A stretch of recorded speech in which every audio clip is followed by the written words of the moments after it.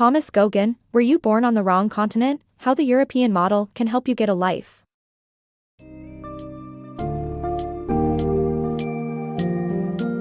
In the book, Were You Born on the Wrong Continent? How the European Model Can Help You Get a Life, Thomas Geoghegan challenges the negative stereotypes surrounding European countries and their economies.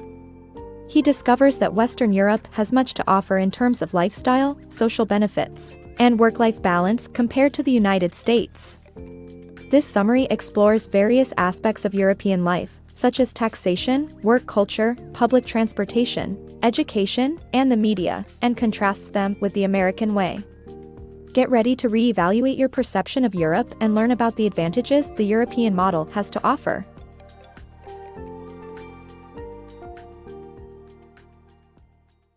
The real state of Europe.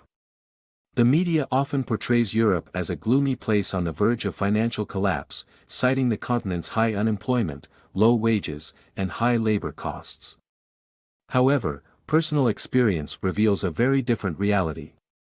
The author's travels through Zurich showed a beautiful city with content citizens. The American travel columns paint a vivid picture of the true condition of the European economy, describing an aesthetic that American cities just can't match.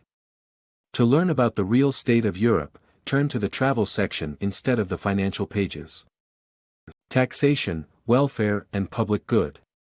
Europeans pay higher taxes but enjoy better returns in the form of social benefits like healthcare, education, generous holiday time, and well-paid maternity and paternity leave. Americans pay lower taxes but have fewer social benefits. Most of their tax dollars go to the private sector or military. The U.S. government earns enough through foreign weapon sales.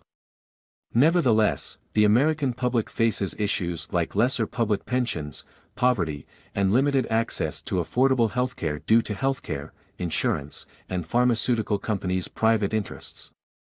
In this book summary, the author compares the American and European tax systems, scrutinizing how each society benefits from their respective national taxes.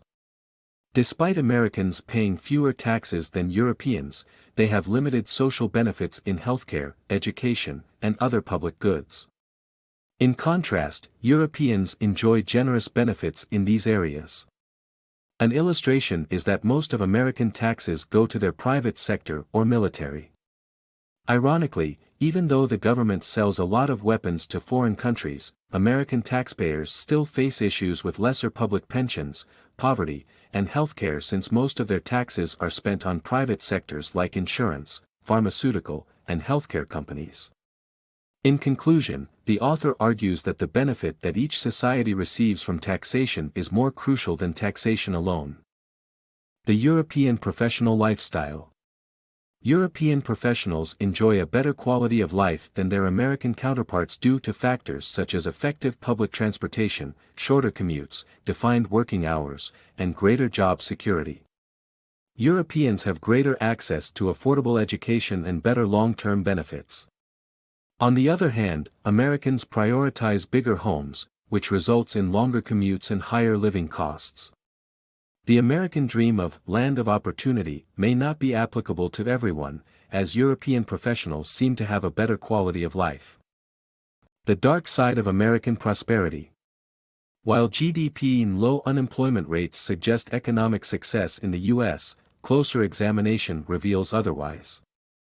Extreme weather events and debt burden put a strain on the economy and the standard of living for most Americans. Unemployment rates are also high for underemployed college graduates.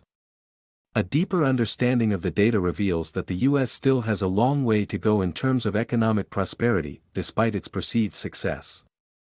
The winning policy of social democracy in Germany.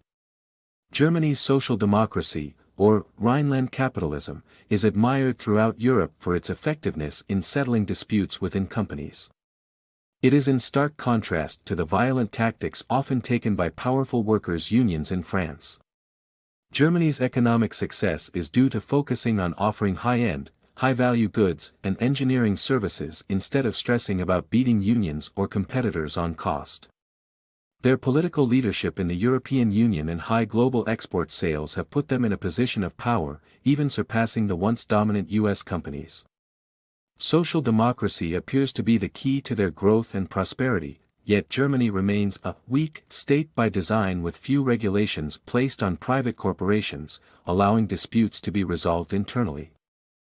German social democracy model. The seeds of Germany's social democracy were planted by the Allies after World War II. The model's success lies in the inclusion of workers in business decisions, resulting in a fair system that has inspired trust between workers and management. The model's three major components are the Works Council, the co-determined board, and regional wage-setting institutions.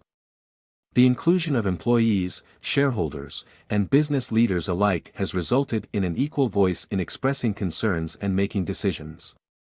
The success of the German social democracy model begs the question of why it hasn't been implemented worldwide.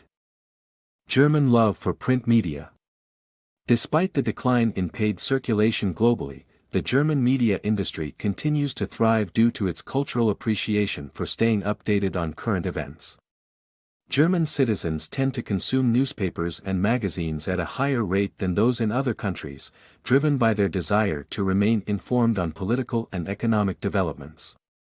Notably, German printed media uses dense texts and minimal images but still gains high readership. The manufacturing industry in Germany is strong, making it crucial for workers to stay informed on social and political developments. This culture of reading and engaging in discussions benefits the country's transparent, productive society. The rise in free newspapers in Germany shows an increase in readership, making the paid circulation numbers still far higher than those in the United States. Germany's unemployment and economic crisis. In the late 1990s, Germany faced a severe economic crisis due to high levels of unemployment and the costs of reunification. Many educated Germans were jobless, causing strain on the state as it paid out millions in unemployment benefits. The introduction of the euro and Germany's labor laws limiting companies from shifting to finance sectors helped the country recover. Despite painful cuts, Germany's prosperous manufacturing industry allowed it to thrive, with essential public goods such as healthcare and education remaining affordable thanks to social democracy. The German economic miracle. Germany's success in handling the 2007 to 2009 financial crisis while maintaining high-quality manufacturing exports and becoming a net creditor leads to a robust social safety net and a more optimistic population. German citizens enjoy free movement of labor within the European Union to a well-funded pension system. Germany may even lead the next industrial revolution with green technology as it continues to outperform the United States in global markets.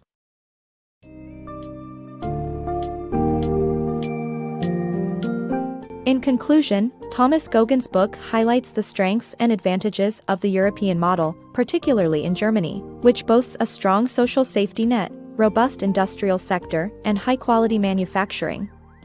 The German system promotes a healthy work-life balance, offers more comprehensive social benefits, and enjoys a better overall quality of life compared to the United States. While America grapples with high levels of debt and income inequality, European countries like Germany continue to invest in their future through education, healthcare, and green technologies. Ultimately, it is clear that the European model has much to teach us about developing a more sustainable and balanced society.